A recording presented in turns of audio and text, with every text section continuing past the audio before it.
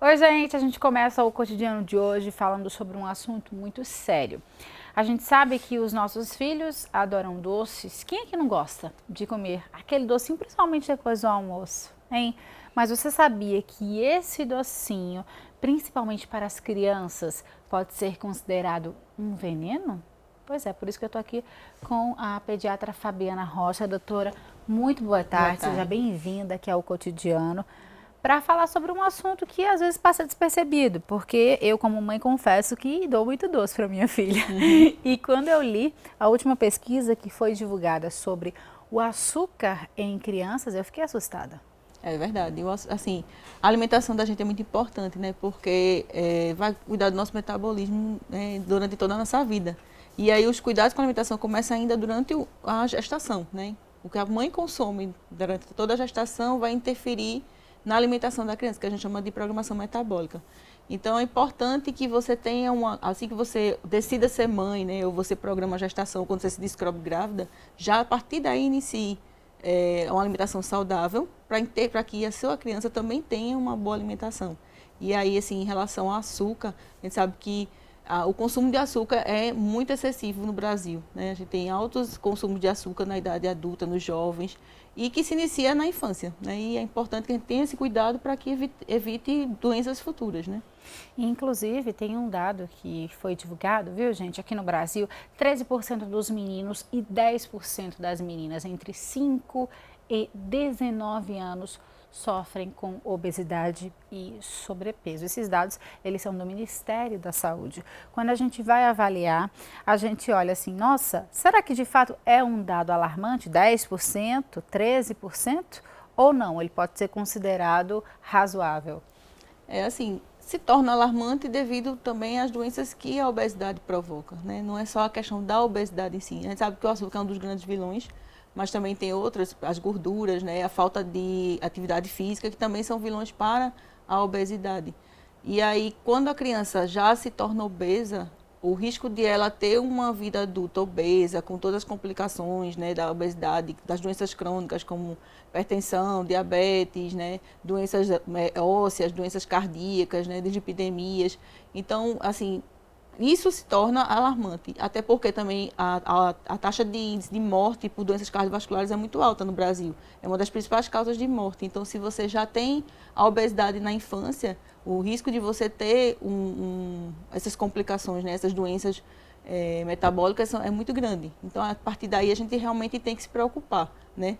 E a preocupação na infância é muito importante porque é onde a gente vai educar, né? Sim. E aí a educação alimentar é um dos principais fatores para a melhora da alimentação e para você ter bons hábitos de vida, né? E também ter boa saúde. Afinal, se você não fizer isso desde a infância, desde os primeiros meses de vida do bebê, vai ter dificuldade de fazer quando a criança vai crescendo. Quando ela tem 5, 6, 7 anos, você vai ter dificuldade em mudar essa alimentação se ela não for tão saudável assim. Exato. A criança, quando nasce, a gente introduz a dieta láctea, né? E aí a gente tem, a principal fonte de alimentação seria o aleitamento materno, né? Mas a partir do início da dieta de transição, que é a partir dos 6 meses, você já deveria, assim, tem que ter essa preocupação do que você vai oferecer para o seu filho, né? Então, evitar comidas, alimentos ricos em açúcar, principalmente alimentos industrializados, que a gente sabe que tem altas taxas de açúcar nesses alimentos, né? E aí você ter essa preocupação do que você está oferecendo para o seu filho. Então, açúcar na dieta da criança só deve ser introduzido a partir do segundo ano de vida. A gente sabe que é difícil, porque não é só a questão dentro de casa, né? Quando eles começam a ir para a escolinha e tem os Verdade. outros amiguinhos que também estão indo, as festinhas que você leva o seu filho, né? Dos parentes, dos amigos. Então, é complicado, mas dá para a gente ter esse cuidado, né? Principalmente na introdução de sucos, né? A gente geralmente não introduz suco para a criança antes do primeiro ano de vida. Porque o suco, aí ele tem índice, geralmente você vai introduzir o açúcar, mesmo sem açúcar, mas ele vai ter um alto índice de açúcar no suco. Então a fruta tem que ser oferecida in natura, né, para a criança comer.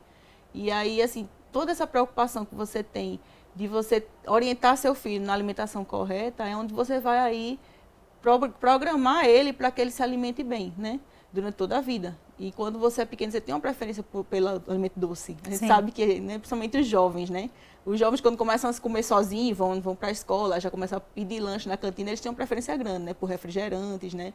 Por alimentos ricos em açúcar industrializados. E aí, se você já programou ali, quando ele era pequenininho, de ele ter a preferência por alimentos mais saudáveis, ele vai evitar esse tipo de alimento quando ele tiver já na idade maior, né?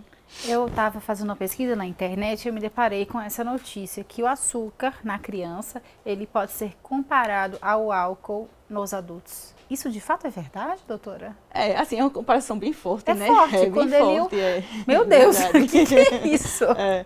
Assim, eu acho que a comparação se diz no sentido de que quando a criança ela começa a ingerir açúcar, ele se torna um pouco viciante realmente, né? Eu acho que é mais em relação a isso. Porque quanto mais você consome açúcar, mais seu organismo pede açúcar. Até pelo prazer que o açúcar dá, né? Muitas pessoas afogam as mágoas, vamos dizer assim, com uma barra de chocolate, né? Então, assim, a gente sabe que o açúcar ele libera endorfinas que estimulam o prazer. Eu acho que comparar com álcool é um pouco forte demais, pesado, né? Realmente. Também achei. Mas é um pouco de comparação em relação ao vício. Realmente, quando a criança começa a ingerir muito açúcar, ele tem mais necessidade de ter o açúcar na dieta. Então, se você já começa a prevenir isso logo na primeira infância, de evitar introduzir o açúcar, quanto mais tardio, melhor para a criança, né? Porque ele vai evitar ter esse contato nos primeiros anos e aí ele não vai ter essa falta, vamos dizer assim, né? Essa necessidade de consumir alimentos com alto índice de açúcar, né? Sem contar que a criança fica extremamente elétrica quando come doce. Se você for ver isso aí, geralmente, até tem estudos, né? Tem pesquisas que mostram que o açúcar poderia estar associado à hiperatividade em crianças. Não tem nada confirmado em relação a isso, mas existem essas pesquisas. E assim, a gente sabe que como ela libera essas endorfinas que estimulam, né, a sensação de prazer, a criança também estimula a adrenalina, a liberação da adrenalina, né? E a adrenalina faz com que a criança fique mais agitada, né? Dá taquicardia, a criança vai começar a ficar mais elétrica. Então, até se você perceber, quando uma gestante vai fazer um ultrassom no pré-natal, o médico manda ingerir uma barrinha de chocolate, que é para a criança ficar mais agitada ainda no útero, né? Então, a gente sabe que vai dar um pouquinho de agitação, de ansiedade. E, assim, em pessoas que teriam uma predisposição já genética para ser hiperativos, isso poderia realmente ter alguma influência, mas não tem nada confirmado, não, em relação a isso. Mas sabe que a criança fica um pouquinho mais ativa, né? Fica. Quando ingere grandes quantidades de açúcar. Isso fica por experiência própria, porque quando minha filha come doce à noite, nossa, ela vai até a madrugada. Eu nunca vi tanta energia em uma criança só. Digo, meu Deus, isso deve ter sido doce que ela comeu. Mas, doutora, sem contar que a criança que come muito doce, ela tem uma predisposição a ter diabetes. Porque aí você vai ter um estímulo excessivo da produção de insulina, e que é um hormônio que é responsável para que o açúcar entre dentro da célula e produza energia. E aí, devido a essa hiperinsulinemia, você vai ter, com o tempo, uma diminuição dos receptores do açúcar nas células. Então, você vai ter uma diabetes por resistência à insulina a nível periférico, né? Não é porque o pâncreas não funciona, ele está funcionando bem, está produzindo insulina. Porém, o organismo, a célula que é responsável pela absorção da glicose, ela começa a não absorver tanta glicose porque tem em excesso. E acaba tendo uma hiperglicemia com hiperinsulinemia, né? Que é o diabetes que a gente chama de diabetes tipo 2, né? Que é por resistência à insulina. Então, no futuro, você vai ter uma chance maior de ser diabético. Além também do açúcar atrapalhar a absorção de outros nutrientes, né? Do ferro, do cálcio, da vitamina A. Então, ele vai também atrapalhar na mineralização óssea, né? Existem estudos que mostram que a criança que ingere muito açúcar, ou o adulto que ingere muito açúcar, pode ter um certo grau de desmineralização óssea. E aí, assim, ele vai interferir em outras áreas do metabolismo, também na área dos rins, né? Então, assim, você vai ter uma influência do açúcar, né, do excesso de açúcar a nível sistêmico e com grandes repercussões para a vida adulta. Entendi. E qual é a quantidade ideal de açúcar que a gente pode comer, né? Porque é praticamente impossível a gente não ingerir açúcar, principalmente uma criança, né, doutora?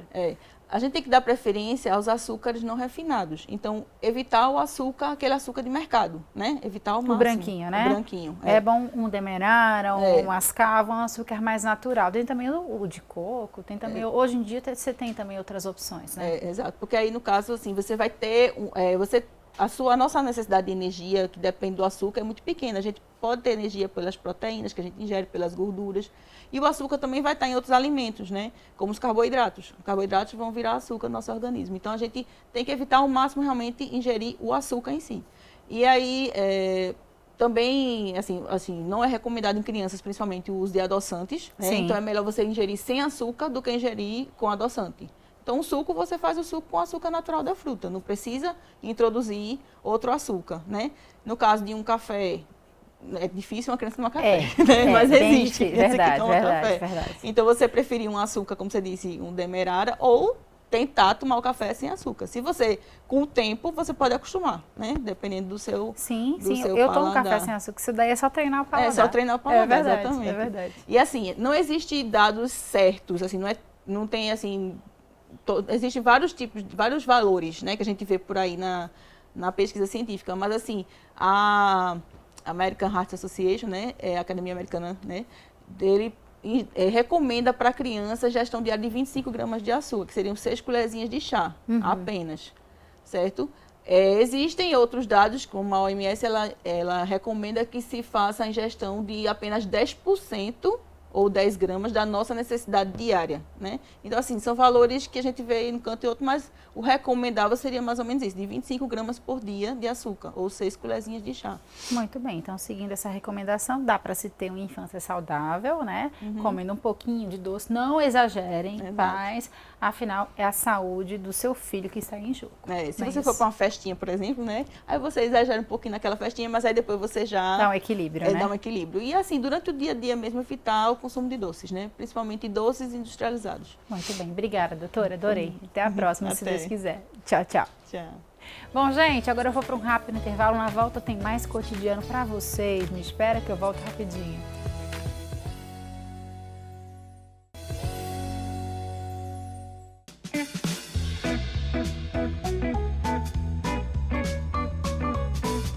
Volta com o cotidiano. Estou aqui na cozinha porque hoje, quarta-feira, dia de dicas do chefe Vitamassa, aquela receitinha maravilhosa, claro, usando sempre os melhores produtos. Hoje vocês vão aprender a fazer um bolo de chocolate com recheio de leite em pó e frutas. Olha que delícia! Quem vai ensinar pra gente é a chefe Jéssica Feitosa. Seja muito bem-vinda, Jéssica. Aqui é o cotidiano. Para uma receitinha gostosa, que eu tenho certeza que a criançada vai adorar e fácil de fazer, né? Facílima. E com a Vitamassa, ótimo. Maravilha, é verdade. Ó, o que a Jéssica falou é que a gente vai usar essa massa para bolo de chocolate, que por sinal é deliciosa. Fica bem fofinha, parece bolo que você faz em casa, assim, de vó. Sabe aquele bolo de vó? Pronto, é esse bolo aqui, maravilhoso. Salva-vidas. Salva-vidas. E além do chocolate, tem esses sabores aqui, ó. Tem milho, tem brownie, tem bolo festa, tem bolo de baunilha, tem bolo de coco, ou seja, tem bolo para todos os gostos. É só escolher. A gente escolheu hoje essa aqui de chocolate porque dá um sabor bem gostoso, principalmente quando você coloca o recheio de leite em pó, né? Isso, é uma delícia. Muito bem, então vamos aos ingredientes.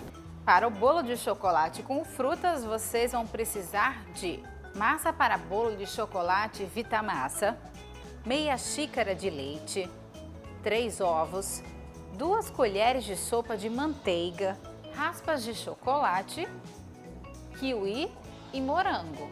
E para o recheio, vocês vão precisar de uma lata de leite condensado, uma lata de creme de leite e leite em pó. Muito bem, ingredientes separadinhos, você viu, é super prático de fazer esse bolo aqui, mas claro que tem um segredinho da Jéssica para ele ficar muito mais gostoso, né, Jéssica? Sim, Marcela. Vamos começar? Quer fazer?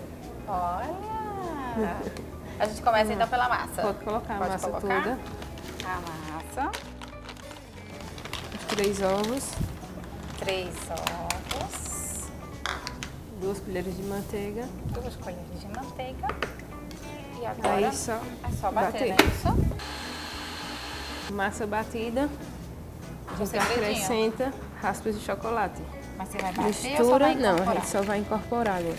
Incorpora na massa. Coloca na forma. E coloca na forma e leva para o forno pré-aquecido de 30 a 40 minutos. 30 a 40 minutos. E nunca ficar abrindo aquele forno antes dos 30 minutos. Você toca no bolo, no centro do bolo, E se a massa for e voltar, tiver fofinha, tá ótimo. Pode tirar o bolo que tá pronto. Muito bem, então vamos levar o bolo ao forno, enquanto isso a gente vai preparar o recheio. Prontinho, então, 40 minutinhos depois, bolinho pronto. Bolinho pronto. Vamos Então, tirar. Vamos tirar e finalizar com aquele creme delicioso de leite em pó.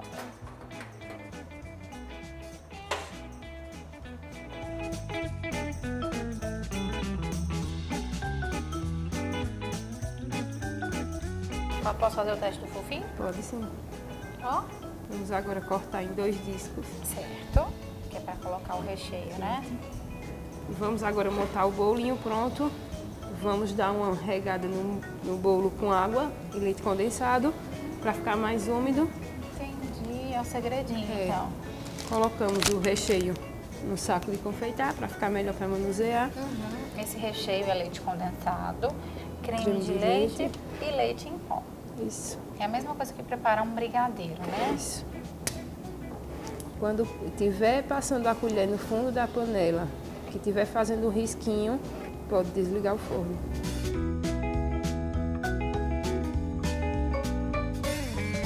Vamos regar o último disco E e finalizar. finalizar. Você finaliza com mais creme ou só com as frutas? Aí a gente agora vai polvilhar um pouco de açúcar gelado, que é o açúcar de confeiteiro, que é encontrado também nas casas de confeiteiro. Esse é o famoso naked. É. E vamos finalizar com as frutas. Finaliza com as frutas. E está pronto o nosso Prontinho. naked de chocolate. Rápido. Rapidinho, menina. Eu tô curiosa para provar. Ficou uma delícia. Vamos provar.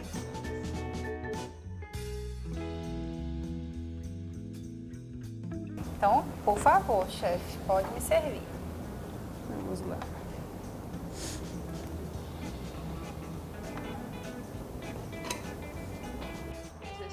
Vamos ver. Tá fofinho a massa, gente. Ó.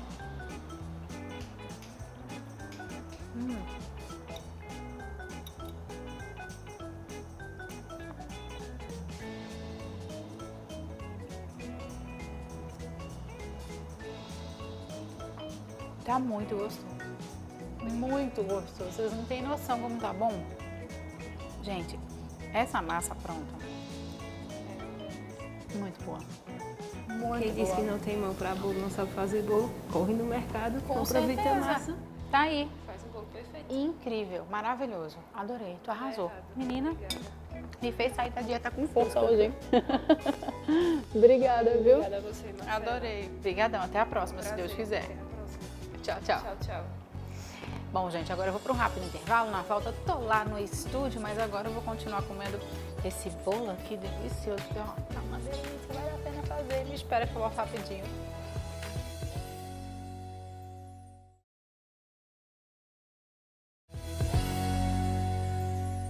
De volta com o cotidiano. Olha só, gente, o suéter é uma peça muito usada agora no inverno e é a cara do frio, né? Mas como é que a gente pode deixar o look bem fashion com essa peça clássica, hein?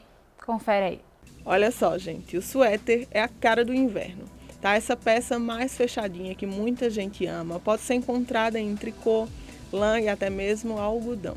E a gola pode vir em diferentes modelos, como por exemplo gola V, gola careca e até mesmo ombro a ombro. Mas como usar essa peça? Vou te ensinar agora. Olha só, o suéter ele é super versátil e por isso a principal opção e a que eu amo usar é como sobreposição. Você vai pegar aquela sua camisa jeans ou a sua camisa branca que você já tem aí e vai mudar totalmente jogando um suéter por cima. Esse suéter pode ser estampado ou com uma cor única. Mesmo assim, vai dar o arremate final no teu look. Você vai amar, eu tenho certeza. Além do mais, outro truque que é muito legal é você pegar aquele vestido estampado e jogar um suéter por cima.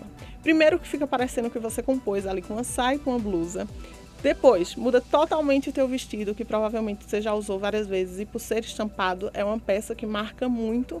E depois vai te esquentar, afinal, inverno você merece sair linda, estilosa e aquecida. Gente, mesmo sendo inverno, dá para compor looks que tenham toques de sensualidade, mas como fazer isso? Você vai deixar o seu suéter levemente jogado assim, ó, deixando à mostra o seu ombro e colocar uma lingerie ou uma peça que tenha detalhes em renda à mostra. Fica super legal e aí você pode compor como, por exemplo, um jeans, uma saia midi, uma saia lápis, então super versátil e deixa também um pouquinho de pele à mostra, deixando teu look mais estiloso e sensual ao mesmo tempo. Além do mais, o suéter pode compor looks para o trabalho. Pois é, mas como fazer isso? Uma grande dica que eu dou é montar looks monocromáticos. Olha só esse aqui, utilizando o azul marinho, que é uma cor super elegante e que cabe realmente para uma proposta mais formal. Os tons mais claros estão super em alta nesse inverno e podem compor looks mais elegantes, sim. Olha só que legal essa proposta, onde a gente misturou o off-white com uma calça que também é xadrez, tá? Mas também tem um tom mais claro, que é o cinza. Deixou o look super harmônico e elegante. E para arrematar, um tênis, deixando o look também mais confortável. Além do mais, o suéter pode também funcionar por baixo de outras peças, como por exemplo macacões. Sabe aquela jardineira que você tem aí? Ou aquela salopete? Olha que ideia legal para você sair aquecida, linda e ao mesmo tempo mudar essa peça única. Toda nessa dica porque muita gente tem aí em casa, traz peças do verão como vestidos, como macacões e pode dar esse ar invernal mesmo mudando a peça. E gente, o inverno, ele pede também mais alegria, então não tenha medo de apostar em cores mais vibrantes e chamativas no seu suéter, tá? Olha só que legal para mudar a sua mom jeans, tá? A sua calça jeans, que seja lá qual for o formato, seja skinny, seja mom jeans, seja boca de sino, né? Tem muita gente que ama calça flare e fica pensando, caramba, quero usar essa calça de diferente maneira. Então você vai pegar um suéter que seja mais colorido e arrematar aí com uma bota super legal que você goste, aí como por exemplo um coturno. Fica a ideia e fica a dica. E ó, aposte no suéter de diferentes maneiras. Ele funciona como sobreposição, tanto por baixo dessas peças, quanto por cima, e muda totalmente o look. Então, siga essas dicas que não vai ter erro. Ó, agora o meu papo é sobre evolução. Você vive conectado, curte uma novidade? Ó, chegou o aplicativo da Rádio Jornal Caruaru. Pois é. Baixe agora mesmo e interaja com a gente, é de graça. E você ainda curte os seus programas preferidos? A cobertura esportiva do Scratch de Ouro, além de conteúdos exclusivos quando e onde você quiser. O aplicativo da Rádio Jornal Caruaru está disponível para Android e iOS, então o que você está esperando? Baixe agora mesmo no seu smartphone ou tablet. Bom, agora a gente vai conhecer a história de dois colecionadores. Um que coleciona pratos e uma colecionadora que coleciona sapatos. Isso mesmo! Quem conta essa história pra gente é o Joel Almeida. Confere aí. O Charles é um apaixonado por lembranças. Isso mesmo, você já vai entender. O publicitário é fanzaço da boa gastronomia. Amante da culinária, ele começou a colecionar pratos da boa lembrança, um projeto de uma associação brasileira que presenteia o colecionador com um prato de cerâmica depois de saborear a comida num restaurante credenciado. Ele possui mais de 30 pratos de restaurantes de norte a sul do Brasil, cada um com um desenho diferente que fica assim, exposto na parede da cozinha como um troféu. Cada restaurante desse, ele normalmente tem no cardápio um prato e você degusta aquele prato e leva de lembrança um prato em porcelana, bom, feito por artistas da terra. E aí eu achei que essas paredes brancas, né, ficariam bem mais interessantes com esses pratos que são coloridos. E aí vem lembranças do momento. Eu acho que a gastronomia está muito ligada a essa coisa do bom momento, né? Principalmente viagens marcantes. E acho que a mesa, a gastronomia na minha vida sempre teve uma história muito significativa. Minha mãe gostava muito de cozinhar, eu acho que eu herdei um pouco isso dela. E esse amor todo pelas lembranças não para por aí. Charles é um enólogo, um conhecedor nato de vinhos. E depois de tomar uma boa garrafa, pensa que ele joga fora as rolhas? Que nada. Além de guardar todas elas, faz questão de anotar a data e o motivo da comemoração para guardar na coleção. A gastronomia, para mim, é uma paixão que levou a colecionar não só os pratos, como também essas rolhas de vinhos que são garrafas, né, que foram abertas, comemoradas, foram lugares que a gente conheceu, enfim, amigos que nós conversamos. Cada uma delas é uma lembrança de um momento. Colecionar é um ato bem particular de cada pessoa. Você deve conhecer a história de colecionadores de moedas, de selos, de figurinhas de futebol e até de camisetas de times. Mas você conhece alguém que coleciona sapatos? De salto fino, grosso, de tipo plataforma, mule, rasteiras e tênis. Essa coleção, com mais de 150 pares de sapatos, é da Aline. Apaixonada pelo mundo da moda, ela costuma se vestir bem dos pés à cabeça. E é nos pés que ela sempre busca dar mais importância. A jornalista é fã de sapatos.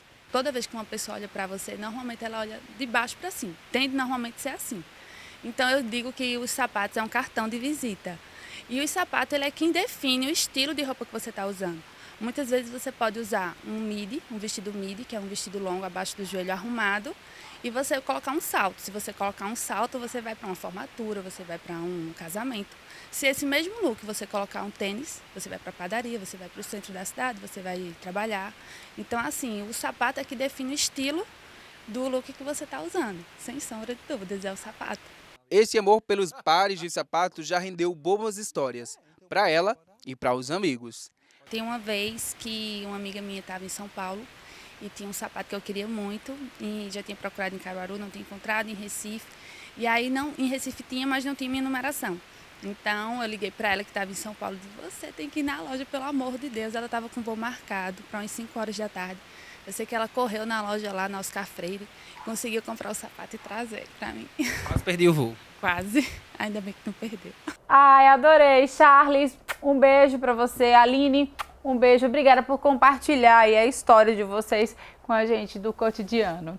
E o cotidiano vai ficando por aqui. Muito obrigada pelo carinho, muito obrigada pela audiência. Não esquece que amanhã, 1h45, eu tô aqui de volta. Um beijo, fiquem com Deus. Tchau, tchau.